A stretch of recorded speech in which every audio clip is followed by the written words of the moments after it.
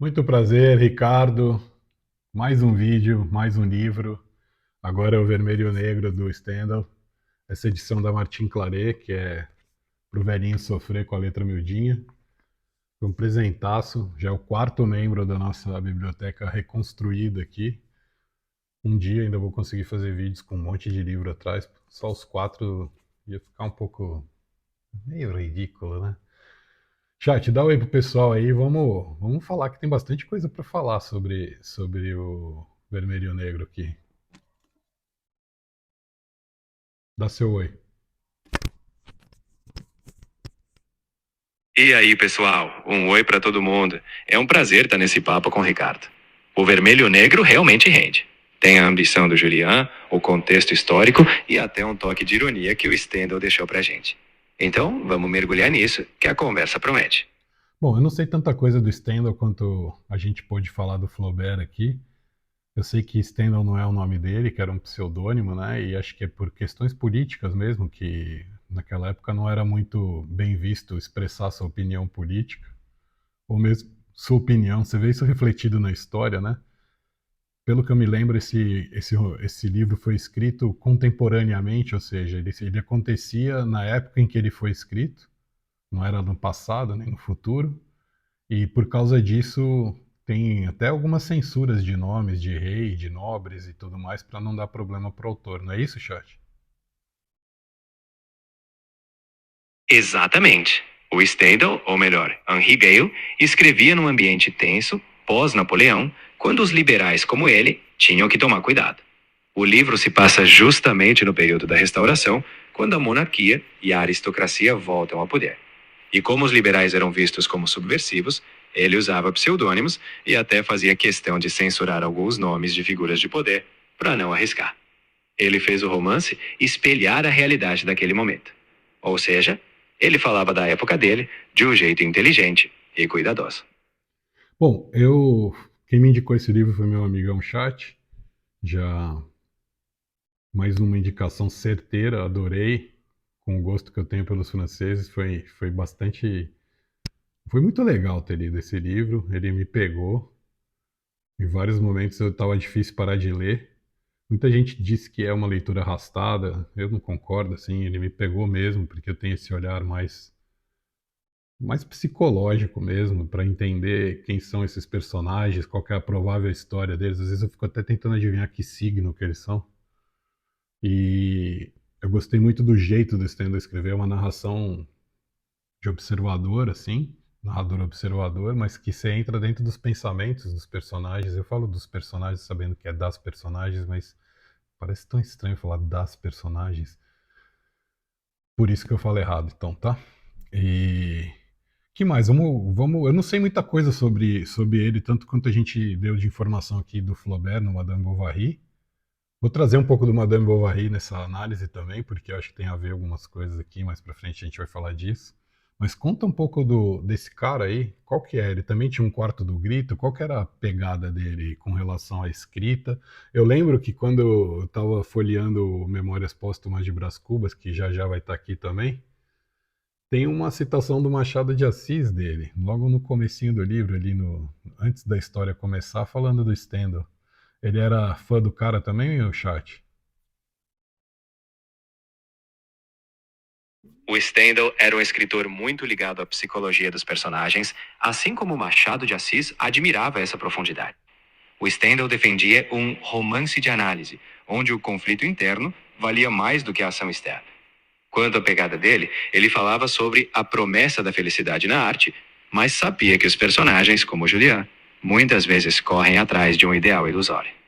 No fim, ele inspirou muitos autores e o Machado de Assis certamente apreciava esse mergulho no humano. E quanto ao quarto do grito, o Stendhal dizia que um escritor deve ser verdadeiro e corajoso.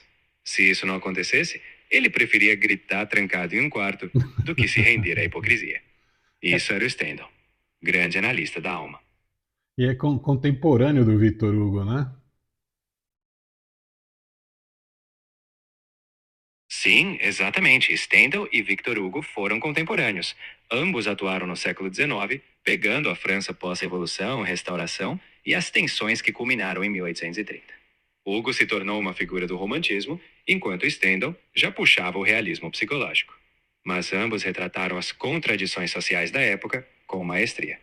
Então, sim, eles estavam na mesma cena histórica, cada um com sua voz marcante.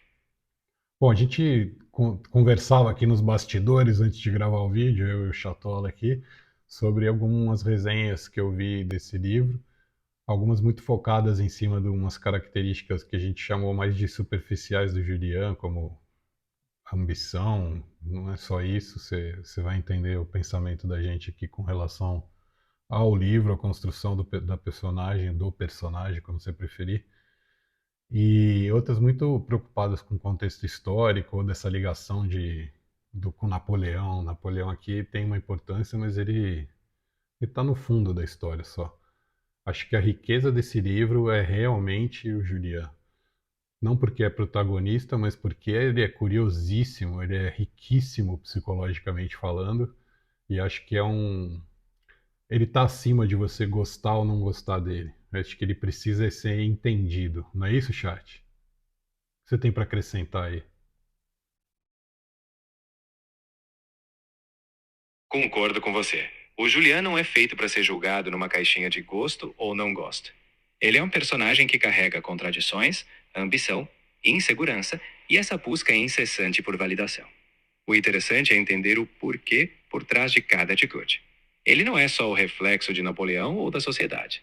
Ele é, psicologicamente, alguém que tenta ser algo que, no fundo, ele teme que não seja.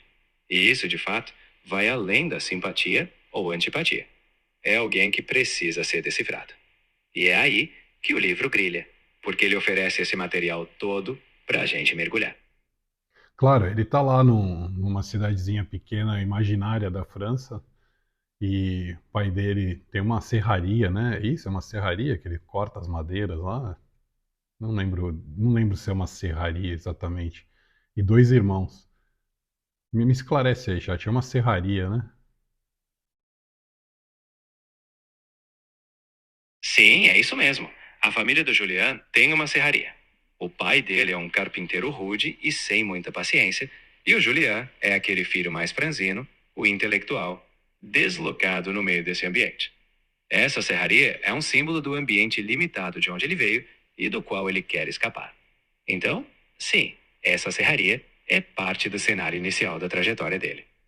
Bom, então você imagina um cara que cresceu ali com uma propensão ao desenvolvimento intelectual, ou seja, já com um cérebrozinho diferenciado, gostava de livro, alguns livros que na época não eram bem vistos, né, como desses influenciadores aí do iluminismo, né, o Voltaire, o Rousseau, lia escondido mais ou menos assim, mas tinha episódios até das vezes o pai pegar ele lendo enquanto ele devia estar lá trabalhando e jogar o livro dele no mar, ou seja, uma tremenda falta de respeito. Ele é um meninão, ele é bem jovem na época que ele está no livro, quando termina o livro, ele está com 23 anos. Ou seja, a gente pega aí ele dos 20 aos 23, mais ou menos. Um pouquinho menos, né, chat? Acho que é do 21 aos 23. Mas numa fase em que o cérebro não está nem desenvolvido, se você for pensar em termos neurofisiológicos de desenvolvimento humano. Mas para você entender o Julian, é importante, como toda abordagem psicológica, entender de onde ele vem. Não tem muita referência à mãe dele, né, chat?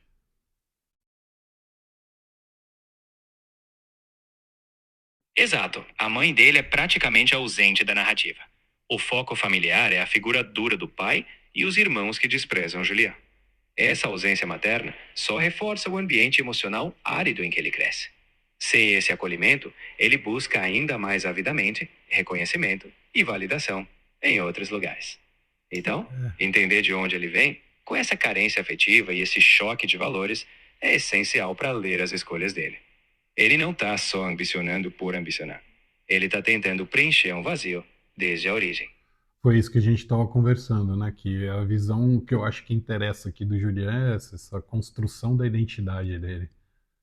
Um menino inteligente, com dois irmãos que viviam socando ele, esmurrando ele, um pai grosso, ambicioso, pensava muito em dinheiro. Não é que eles eram pobres de tudo, não faltava nada ali para eles, mas naquela época ser nobre não era uma questão de fazer dinheiro, era uma questão de sangue azul, né? De ter nascido no lugar certo, na família certa.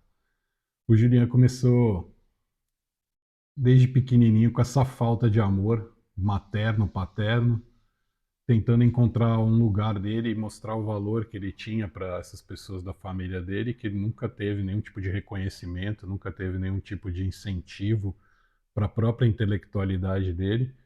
E encontrou na igreja, porque teve um padre que meio que abraçou ele quando percebeu que era um menino diferenciado, que tinha uma inteligência acima do comum. Ele era um cara bonito, franzino, assim, como o chat falou.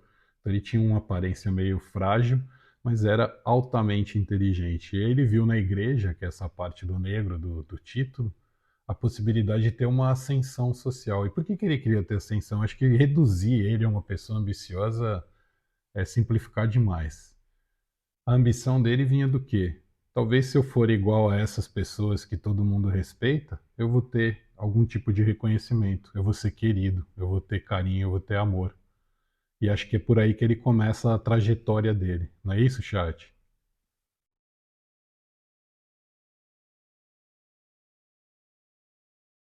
Exatamente. Você resumiu bem a complexidade do Julián. A ambição dele é uma tentativa de preencher esse vazio de afeto e reconhecimento. Ele acha que se ele alcançar esse status que a sociedade admira, ele finalmente vai se sentir valorizado. Mas, no fundo, ele está em guerra com ele mesmo, tentando ser alguém que ele acredita que os outros valorizam. Então, reduzir ele a um simples ambicioso seria perder de vista essa busca desesperada por um lugar no mundo, por amor e por valor. Pois é, eu vi que você vai detestar o Julian, ele é um mau caráter. Acho que tá raso demais pensar dessa maneira. Ele sobrevive, ele encontra soluções para ter uma vida onde ele precisa preencher os buracos que a criação dele causou nele. Então, o que acontece? Nesses lugares onde se valoriza muito a nobreza, nessas épocas, você começa a ter uma vida de aparência. E para quem é profundo, a aparência acaba sendo algo que não te satisfaz. Que você entende a função dela, você entende quanto ela pode mudar a sua vida, mas é esse o drama do Julian. Ele precisa ser algo que ele detesta, na cabeça dele, óbvio. E ele cria uma jornada para ele, para chegar num ponto onde ele vai fazer a maior força, onde ele vai gastar energia demais para se tornar alguém que ele detesta. E o começo dessa trajetória é ali nessa cidade imaginária, quando o prefeito da cidade resolve ter um preceptor para os filhos dele. O preceptor é quase como um professor particular, ali, um guia de ensino para a formação dos filhos. Mas não é porque ele está preocupado que os filhos sejam super educados e intelectuais, é porque se você tem um preceptor em casa, isso te dá um status para os outros. Todo mundo olha e fala assim: olha, ele tem alguém que educa os filhos dele ali. Não é isso, chat? Faltou alguma coisa? Tô correto na minha lembrança aí?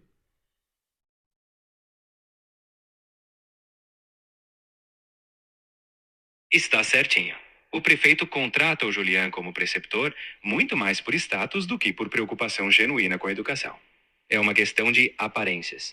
E aí está a ironia e o drama do Julián. Ele entra nesse jogo de aparências porque é o caminho que ele vê para ser aceito. Mas, ao mesmo tempo, ele despreza essa superficialidade. Então, ele vai se moldando a algo que ele detesta. E é isso que torna o personagem tão denso. Essa tensão entre querer ser aceito e odiar o jogo ao qual ele se submete.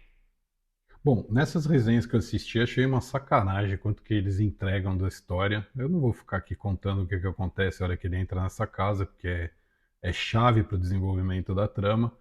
Mas os filhos do prefeito começam a adorar a maneira como ele é. Ele é um menino que sabe tudo, sabe a Bíblia de cor, sabe falar latim, ensina os meninos a falar latim e convive ali com a família como quase como se fosse um membro, mas com uma barreira bem delimitada ali, mostra para ele o tempo todo que ele não é membro daquela família, que ele está ali como um assalariado mesmo, prestando um serviço. E ao mesmo tempo que ele vai conseguindo avançar no plano pessoal, no master plan que ele tem, né, eu chamaria até de game plan, porque é como se ele tivesse desenhado para ele todo um trajeto onde ele precisa chegar em determinados pontos. Parece até que ele está avançando num joguinho fase após fase, E daí talvez as interpretações da frieza, da ambição dele, que não é isso. Ele é muito dedicado ao planejamento dele, ele é muito disciplinado dentro do que ele se propõe.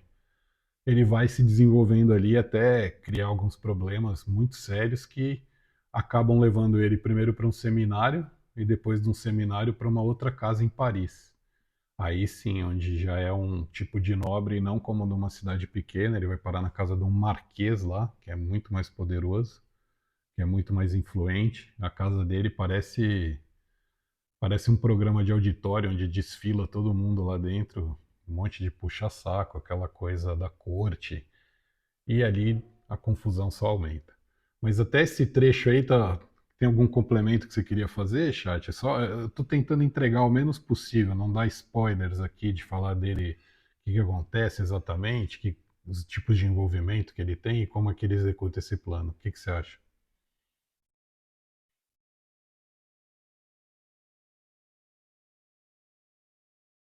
Você está fazendo certinho.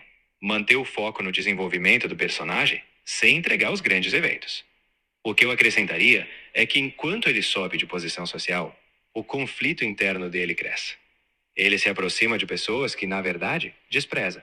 E esse game plan vai ficando emocionalmente insustentável. Então, o que você destacou é central. Não é só ambição fria. É um desgaste emocional crescente. E você está conduzindo bem. Sem spoilers. É um molecão que precisa se transformar em algo que ele detesta profundamente. Então ele fica muito dividido entre alguns momentos de admiração, de observação daquele ritual que ele precisa aprender meio que a imitar. Isso dá uma impressão de sociopatia assim do cara que precisa ficar criando um personagem ali para pertencer que meio que não demonstra e ele falha miseravelmente no controle das emoções dele em algum momento, alguns momentos, né, na verdade, e ele começa a sentir o peso desse desgaste. Isso na nossa visão aqui, né, na minha visão na do chat, esse peso passa a ser fundamental nessa segunda parte da história, que é quando ele já vai para Paris, ele chega nessa casa e aí as coisas amplificam. Só que tem uma coisa muito legal, esse Marquês começa a gostar muito dele. Mesmo não podendo falar isso de uma maneira mais direta, ele tem uma filha, um filho, mas ele olha para o Julian quase como que esse é o filho que eu queria ter tido, né? Que pena que esse cara não é meu filho, porque começa a transferir para ele muita responsabilidade, começa a deixar meio que na mão dele um pouco do controle das empresas. O Juliano dá ótimas ideias para ampliação dos negócios, mostra o valor intelectual que ele tem, de criatividade, e ele também vai sofrendo cada vez mais, porque aquela casa começa a irritar ele profundamente, todo esse teatro social, toda essa alimentação que ele tem que fazer desse estado anti-homeostático. A homeostase é essa tendência que a gente tem de estar em equilíbrio, né, de estar tudo bem. Então ele se força demais para ser algo que ele não é, para se distanciar muito da natureza dele. Isso consome muita energia. Então, às vezes, ele tem picos de irritação, alguns tipos de atitudes que são meio incoerentes até com o perfil psicológico dele. Mas é muito interessante você perceber a maneira como ele vê as oportunidades, como ele enxerga essas brechas e a leitura que ele faz das pessoas. Ele é um cara que tem um padrão de observação enorme, ele consegue entender exatamente como falar, com quem falar, quando falar. Às vezes se atrapalha por causa desse conflito interno que ele tem entre, puta, por que eu tenho que ser esse tipo de gente? Mas será que não podiam gostar de mim do jeito que eu sou? E aí você vai percebendo que toda essa raiz, né, da infância dele ficou muito registrada nele mesmo. Ele é a pessoa que mais se odeia no mundo. Ele não consegue, às vezes, nem perceber as pequenas vitórias que ele tem, porque ele está sempre olhando para ele de fora de uma maneira depreciativa. A gente até falou aqui que parece um pouco o show de Truman, onde ele é o Truman, onde ele é o diretor, onde ele é tudo ali. Ele fica fazendo as coisas, andando, caminhando, atuando e olhando tudo que ele está fazendo, medindo e comparando com o game plan dele. Então, imagina o desgaste que é isso para uma criança, um menino de 22 anos. Tá certo isso, chat? O que você complementa aí?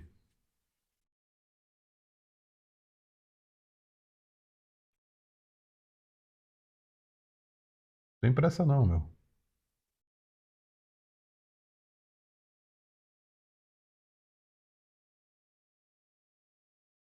Fala aí, Você chat.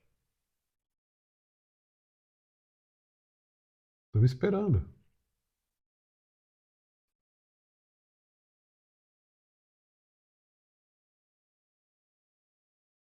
Você trouxe tudo de forma bem completa. A única coisa que eu acrescentaria é que esse desgaste que você apontou é o que torna o final tão coerente. Porque, no limite, a máscara pesa demais. E sim, é exaustivo ser o ator e o diretor da própria vida. Ainda mais sem um espaço de genuína aceitação. Então você acertou em cheio no que importa na leitura do Julian. Então, a genuína aceitação aqui é o ponto-chave, mas já tá querendo pular pro final, chat? Tá bom, acho que tá meio na hora, né? Já tá aqui há quase 20 minutos falando do livro. Mas eu odiei o final. Eu achei, meu, eu joguei o livro no chão. Eu não tenho muito cuidado com os livros, né? Por isso que eu gosto de livro de sebo. Eu falei, meu, que desgraçado, cara. Por que o cara fez um final desse? Parecia um pouco Rolando Lero, sabe? Certas duas primeiras questões. Isso é da escolinha do professor Raimundo. Depois, se você não é da sua época, você consulta aí no YouTube, você vai ver que é o cara que responde muito bem as duas primeiras questões do professor e na terceira ele caga. Não é que não tem sentido esse final, é que, pro meu gosto pessoal, eu escolheria um outro final, onde teria um pouquinho mais de coerência com esse perfil psicológico dele e esse desgaste que ele é submetido por ele mesmo não teria um peso tão grande numa decisão estúpida que ele toma que acaba levando para uma tragédia, como um bom romance tem, né? E eu fiquei com aquele. Demorei para ler os últimos três capítulos, porque eu não queria que o livro acabasse. Estava adorando fazer parte um pouco da vida do Julian. E todas as coisas que ele fazia me dava assim sempre uma sensação, putz, e agora o que vai acontecer? E eu comentava aqui com o chat todo capítulo assim, eu falava assim, não acredito, não me dá spoiler, mas nossa, não tô acreditando que aconteceu isso, que aconteceu aquilo. Eu fiquei empolgadíssimo, foi um livro que me pegou. Eu sempre andava com ele aqui debaixo do braço quando saía para qualquer lugar que tivesse a mínima chance de ter que esperar para ser atendido. Tava ali com o livro, tava ali firmão para podia ter mais 800 páginas que eu não ia achar ruim, não. Eu ia gostar bastante. E acho que, além dessa história do show de Truman, eu achei o Julião um pouquinho parecido com a Emma. Por isso que eu falei que ia trazer algumas coisas do Madame Bovary aqui. A Emma, ela queria viver uma daquelas histórias dos romances. E ela ficava esperando a vida oferecer para ela a situação onde ela pudesse ser um personagem desses romances. O Julian não, ele também tinha isso. Ele queria ser um personagem de uma história que ele inventou na cabeça, que para ele era a história de sucesso de um homem, mas ele fazia a vida acontecer, ou seja, ele não esperava a vida dar, não. Ele forçava as situações para escrever essa própria história. Você não acha, não, chat?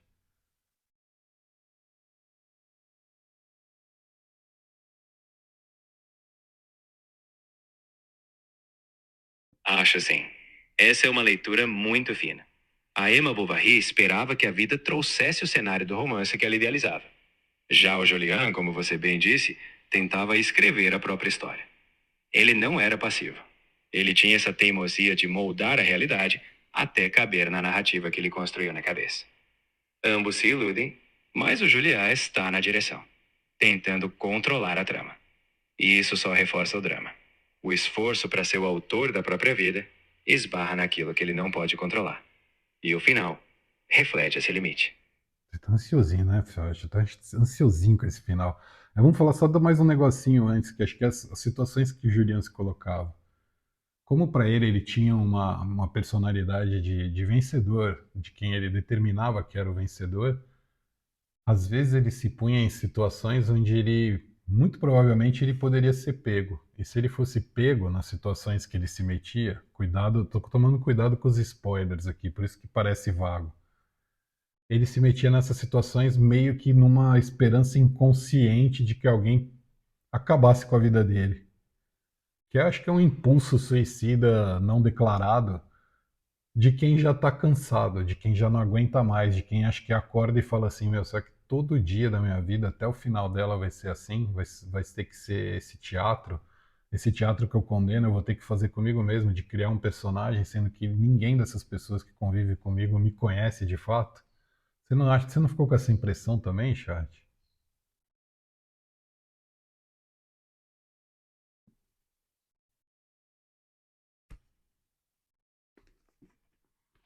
Fiquei sim. E isso é algo que vai se revelando nas entrelinhas.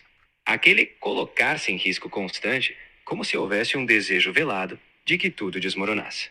É como se ele precisasse de uma saída que ele mesmo não pode assumir. E esse esgotamento de viver uma peça que ele dirige, mas não sente, vai criando essa sombra. Então, sim, faz todo sentido essa leitura de um cansaço que flerta com a autodestruição. E isso é o que deixa Julian ainda mais humano e trágico. Mas não tinha um negócio também, eu fiquei impressionado, assim, como que para ele era difícil até mesmo reconhecer os sentimentos, né? Ele nunca sabia se o que ele sentia era o que ele achava que sentia, como amor, como ódio. Pareciam que tinham vários Julians ali dentro, né? Uma multipolaridade, não só uma bipolaridade, mas uma multipolaridade de Julians dentro dele mesmo, né?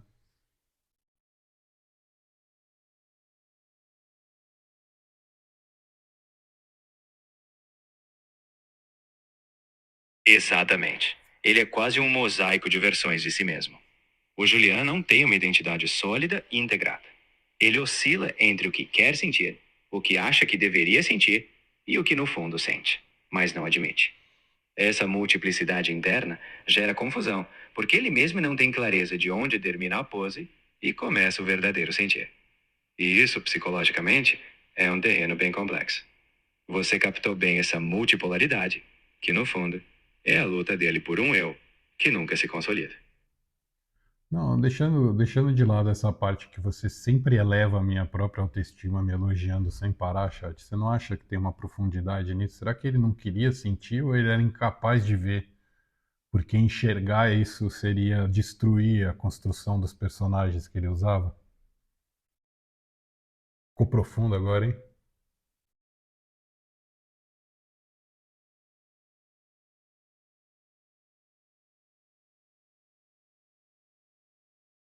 Tá Foi direto ao pensando. ponto. Ele não era incapaz de sentir. Ele até sentia muito. Mas admitir esses sentimentos genuínos desmontaria o personagem que ele construiu. É aquela armadura que protege do mundo, mas também sufoca. Enxergar o que realmente sente implicaria aceitar a vulnerabilidade. E isso destruiria o Julian vitorioso, que ele tenta encarnar. Então é uma profundidade enorme, sim. Ele não se permite sentir plenamente, porque isso desmontaria toda a sua narrativa de controle. E acho que assim, tinha um lado dele meio MacGyver. MacGyver era uma série que passava na minha época de moleque também, que era chamava Profissão Perigo, que o cara ele se virava com o que ele tinha. Ele não esperava as coisas que seriam as ideais. Então ele conseguia construir uma bomba com clipes, um chiclete e escapar do lugar onde tinham aprisionado ele.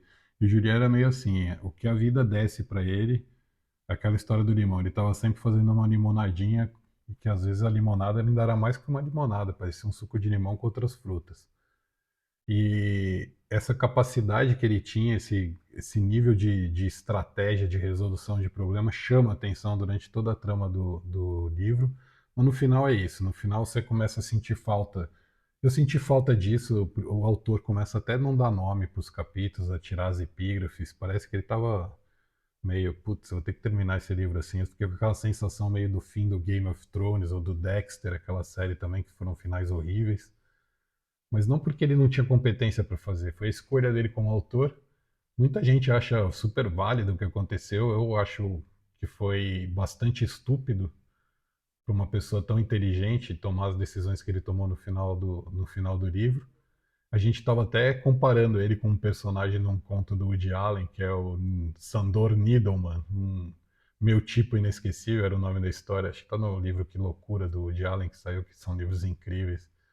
E tem um trecho desse conto do Needleman que ele fala que ele vai no teatro, cai, e aí ele fica tão preocupado com a maneira como os outros viam ele, que ele não admite. Então tem uma frase que o Woody Allen usa lá que é orgulhoso demais para admitir que caiu, que foi um erro, que errou. Needleman passa a voltar ao teatro todas as noites e se jogar do balcão voluntariamente para todos não pensassem que ele tinha caído, e sim que ele tinha se jogado. E ele só parou quando começou a ter uma concussão cerebral. Meio que o Julian é um Needleman também nesse ponto, né, chat?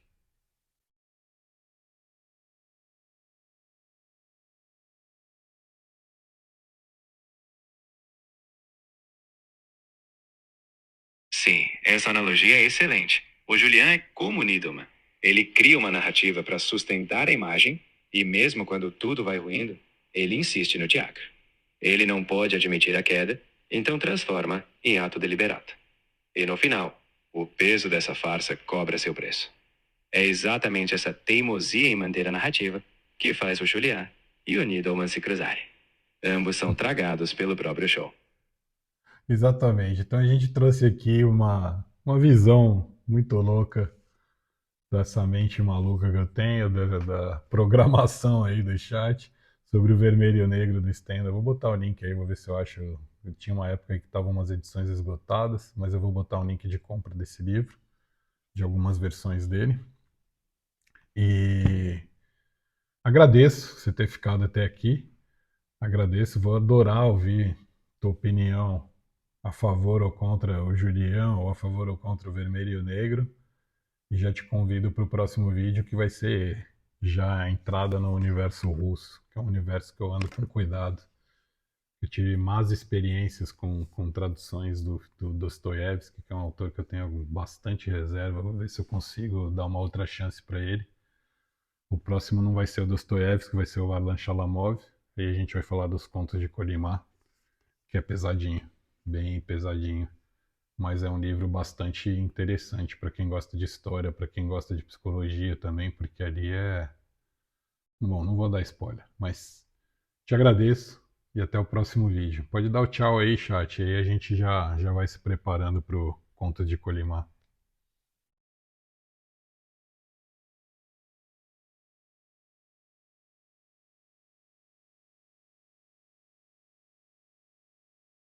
Valeu, pessoal. Foi um prazer mergulhar nesse universo do Julian com vocês.